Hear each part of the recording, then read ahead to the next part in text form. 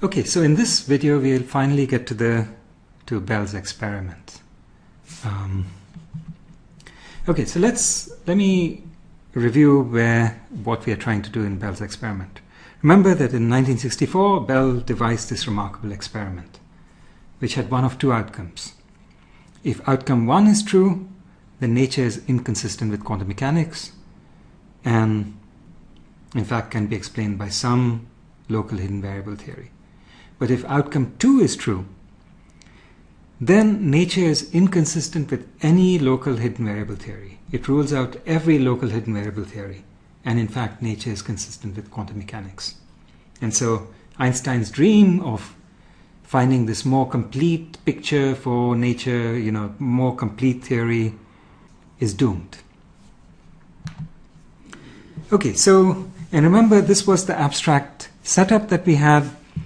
Our apparatus was divided into two pieces which were at distant ends of the lab, so that during the course of the experiment light did not have enough time to travel from one to the other. And then we gave to each of these, so each of these pieces of the apparatus we called boxes, and we gave each one, we input a bit, 0 or 1, and each of these spit out or output a bit. And what we wanted was, if both of the input bits are 1, then we want the output bits from the boxes to be different. But in all the other three cases, we want the outputs to be the same. We also showed in the first video that if the boxes are described by local hidden variables, then they cannot succeed with probability greater than 3/4 in this task.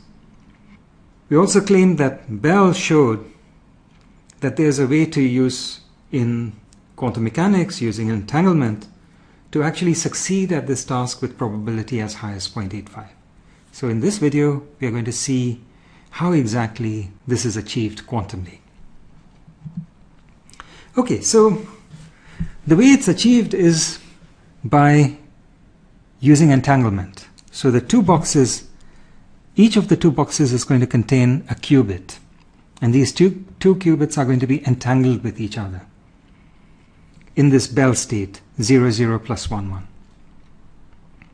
Now, when the input is given, what we are going to do is we are going to measure the first qubit in one or another basis. So we are going to measure it in some basis which we'll pick. Okay, so we'll measure it in some particular basis, u perp, which depends upon which basis depends upon whether the input was 0 or 1. Similarly, we are going to measure the second qubit in the second box in some basis v perp, depending again on whether the input y is 0 or 1. Which basis we choose depends upon the input. And then if the outcome of the first measurement is u, the box will output 0, and if it's u perp, it will output 1. And similarly, if the outcome of the second measurement is v, the second box will output 0, and otherwise it will output 1. Now, in the last video, we talked about what's the chance that the two outputs match. And we said the chance of that is exactly given by this. So you look at the angle between u and v, and if that angle is theta, the chance that you have matching outputs, that you output 0 in both cases or 1 in both cases, is exactly, so the probability of matching outputs is exactly cosine squared theta. Okay, so what we want to do is we want to set things up cleverly so that in the three cases where we want the outputs to match, cosine squared theta is close to 1. And in the cases that the two outputs are supposed to not match, they are supposed to be different, we want to make sure that cosine squared theta is almost 0.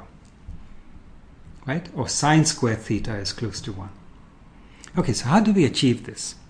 Well, so we have to pick these angles carefully. And in fact, once you think about it a little bit, there's sort of a unique way of picking these angles to maximize these probabilities, the sum of these probabilities, and that's done like this. So let me color code it because I have to use several possibilities. So okay, so let's draw the axes, the measurement bases for the first box first. So in the case that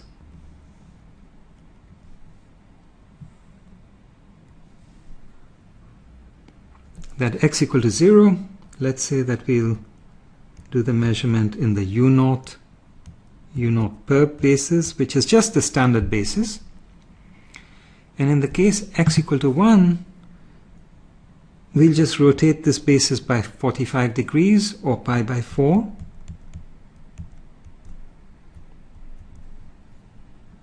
And let's call this basis u1 and u1 perp. Okay, so now what about the second box? How do we do the measurement? So if y equal to 1, we do the measurement at an angle of pi by 8. So let me draw these dotted lines for the coordinate axes, and then we have an angle of pi by 8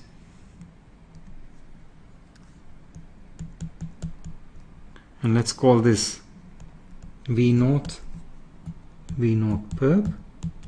On the other hand, if y equal to 1, then we do a measurement at minus pi by 8, right? So sorry, at minus pi by 8, and that's our basis, v1 perp. Okay, so now what do we want from all this? Well, what we want is, in the three cases, we want the angle between the first basis and the second basis to be small so that cosine squared theta is close to 1. And in the last case, where x equal to 1 and y equal to 1, we want the angle to be close to pi by 2 so that cosine squared theta is close to 0. So we get different results in this fourth case. So let's just list out the cases and see how well we do. Well, we can look at x equal to, well, let's look at the case where x, y equal to, and what's the probability of match? Okay, so if x equal to 0, y equal to 0, well then we are measuring in the black bases on both sides, and the angle between them is exactly pi by 8. So the probability of match is cosine squared pi by 8. If x equal to 0, y equal to 1, then we are measuring black here and blue there, but the angle between these is also pi by 8. So the probability of match is cosine squared pi by 8. What if x equal to 1, y equal to 0? Then we have blue here and black here. But look, the angle is still pi by 8. So the probability of match is cosine squared pi by 8. Okay, that's a very nice choice of bases, because we don't have to, we just have this one number to calculate. What about the fourth case? Well, now we have x equal to 1 and y equal to 1. In this case, we are measuring in the blue basis. So the angle between them is pi by 4 plus pi by 8. So it's 3 pi by 8. So the chance of match is cosine squared 3 pi by 8, which is the same as sine squared pi over 2 minus 3 pi by 8. This is the same as sine squared, well, pi over 2 minus 3 pi by 8 is also pi over 8. But in this case, we succeed not when they match, but when they don't match. So in this case, what's the probability of not match? Well, the probability of not match in this case is 1 minus sine squared pi by 8, which is cosine squared pi by 8.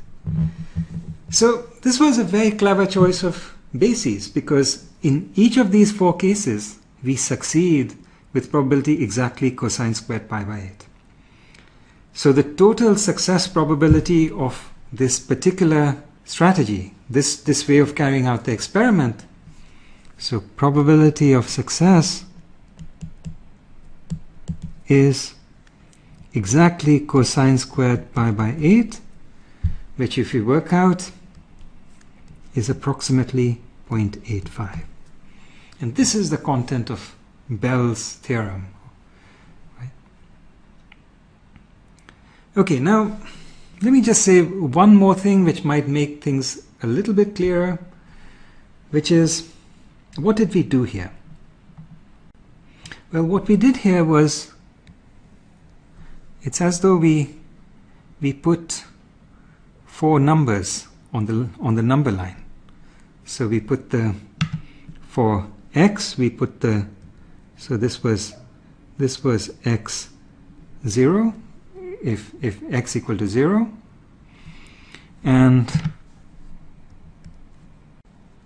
sorry, let me write this in blue, if this was x equal to 1, and then we put a point down for y equal to 0, and then we put down a point for y equal to 1, and we let the distances between each of these, distances be pi over 8. So think of these as the angles that we had. So these were pi over 8. And now what we are saying is there are 4 cases. Either x equal to y equal to 0, the distance is pi over 8, or x is 0, y equal to 1, pi over 8, or y is 0, x is 1, pi over 8, or x is 1, y is 1, 3 pi over 8. Okay, so this is all we did in setting up those angles. Okay, for some of you this might help make things clearer. If it doesn't, just ignore this. So what did we actually see in all this? Well, to recap, John Bell devised this remarkable experiment which has one of 2 outcomes. Either you do this experiment, you set it up exactly the way quantum mechanics predicts. If the success probability ends up being less than or equal to 3/4, then you have to conclude that nature is inconsistent with quantum mechanics, but it's consistent with some local hidden variable theory. Or you do the experiment and the success probability is strictly greater than 3/4 to within your error parameters, and then you have to conclude that nature is inconsistent with any local hidden variable theory, although it might be consistent with quantum mechanics. The Bell experiment has been performed numerous times. The results have always been consistent with quantum mechanics.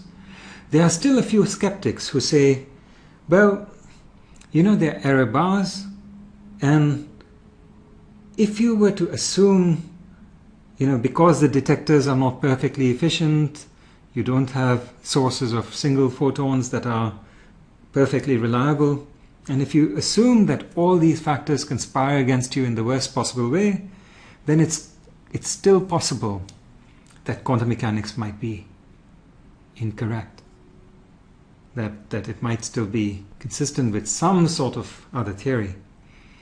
But although dealing with these kinds of loopholes is an interesting question, at this point one would have to say that for all practical purposes, these loopholes are so contrived that we may as well believe that local hidden variable theories have now been ruled out by experiment.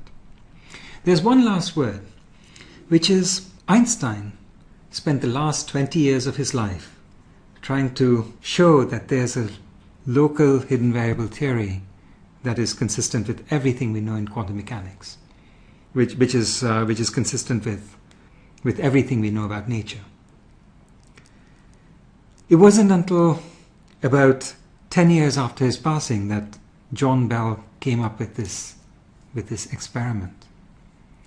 But the remarkable thing to realize is that already in this fourth lecture, in the second week of your, for many of you, first encounter with quantum mechanics, you can already understand something which is simple enough, and yet it is something that eluded Einstein himself, and which, if he had understood, would have saved him 20 years of work.